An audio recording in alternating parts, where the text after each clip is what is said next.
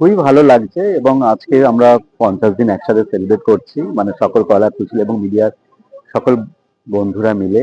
তোমাদের অনেক সাপোর্ট ছিল বলে আমরা আজকে আমাদের জার্নিটা মসৃণ হয়েছে, এবং এর সাথে সাথে বাংলার সকল মানুষকে অনেক অনেক অনেক প্রণাম জানাই, ধন্যবাদ দিতে চাই। তারা যে হল ভরে ভরিয়ে দেখেছেন, পরিবারের সবাই মিলে সিনেমা দেখেছেন, এবং তার জন্য প্রজাপতি 2 দারুণভাবে সিনেমা হলে চলছে এবং এখনো চলছে, 50 দিন অতিক্রম করেছে। এবং আগামী দিনগুলোতেও এভাবেই রমরমিয়ে সিনেমা হলে চলুক, টানা চলুক, এবং তাহলে আমাদের আনন্দ ভালো লাগা। কারণ ভালো বাংলা ছবিগুলো যে মানুষজন সিনেমা দেখে, তার অন্যতম উদাহরণ প্রজাপতি।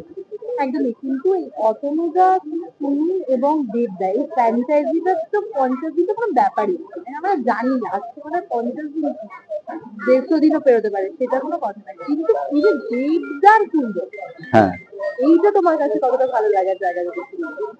দেবের 20 বছর ডেফিনেটলি একটা আমাদের, কারণ দেব সবসময় নতুন নতুন প্রচেষ্টা করে, নতুন নতুন ভাবে তার বিভিন্ন ছবিতে সে, দেব কনস্ট্যান্টলি তার ক্যারেক্টার, বিভিন্ন রকম ক্যারেক্টার সে নিজেকে দেয়, চেঞ্জ করে নতুন নতুন করে। তো আমরা আজকে ঠিক করেছি, মানে এটা বেসিক্যালি অতনুদারই আইডিয়া, যে আমরা আজকে শুধু সেলিব্রেট করবো প্রজাপতি টুর 50 দিন, তা নয়, আমরা আজকে দেবের 20 বছর, তার যে জার্নি এই ইন্ডাস্ট্রির, তার যে কাজ, তার যে কনস্ট্যান্ট প্রয়াস ভালো কাজ করার, সেটা আমরা আজকে সেলিব্রেট করবো। এটা মানে কমপ্লিটলি অতনুদার আইডিয়া। এবং তো আমরা আজকে এই বিশেষ দিনটিতে প্রজাপতি ট্যুর 50th ডে, এই দিনটা সেলিব্রেট করছি দুটো অনুষ্ঠানকে মাথায় রেখে। একটা হচ্ছে দেবের 20 বছরের জার্নি, এবং তার সাথে প্রজাপতি ট্যুর 50তম দিনে অতিক্রম করেছে সেটা।